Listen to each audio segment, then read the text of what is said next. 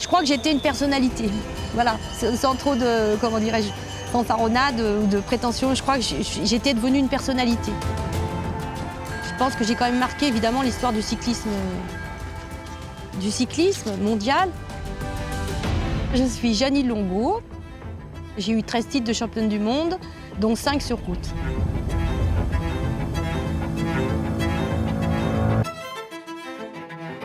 J'étais skieuse à l'origine, habitant la Haute-Savoie, face au Mont Blanc, dans la chaîne de montagne, dans les Alpes.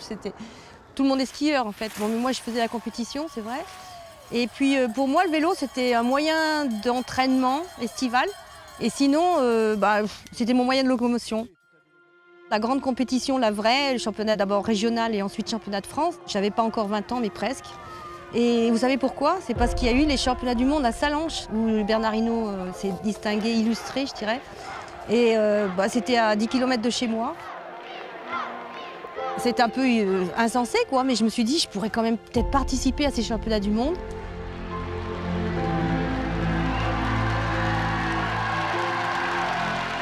Et j'ai été championne de France la première année en 1979 et personne ne me connaissait.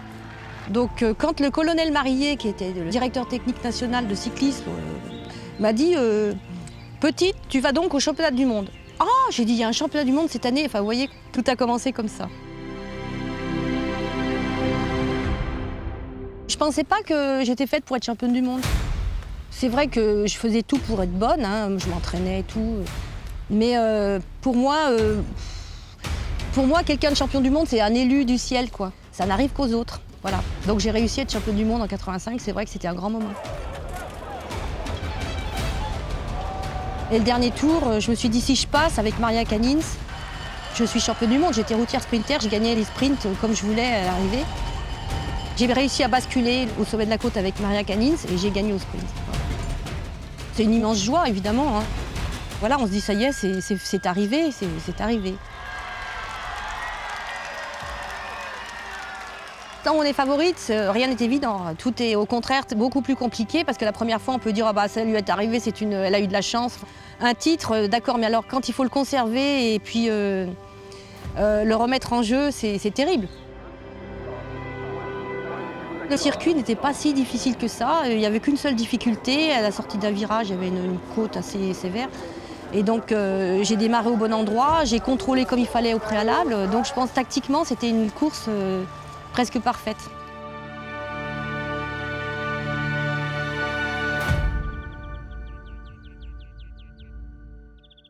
J'ai dormi chez moi, c'est fabuleux, ça, pouvoir faire ça.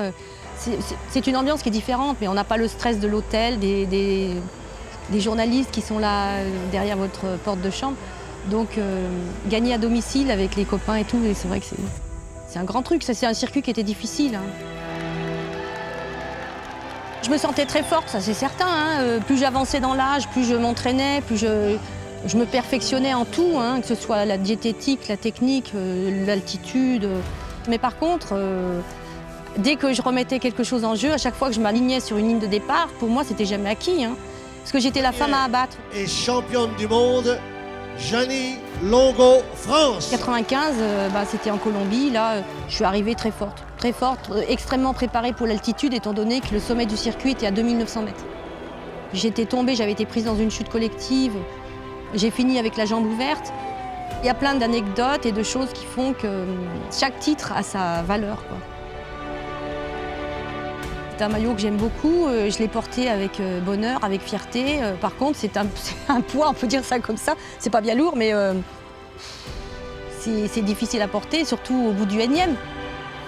Mon objectif, c'était de gagner, quoi. Peu importe le nombre et le record, non, c'est pas intéressant, ça.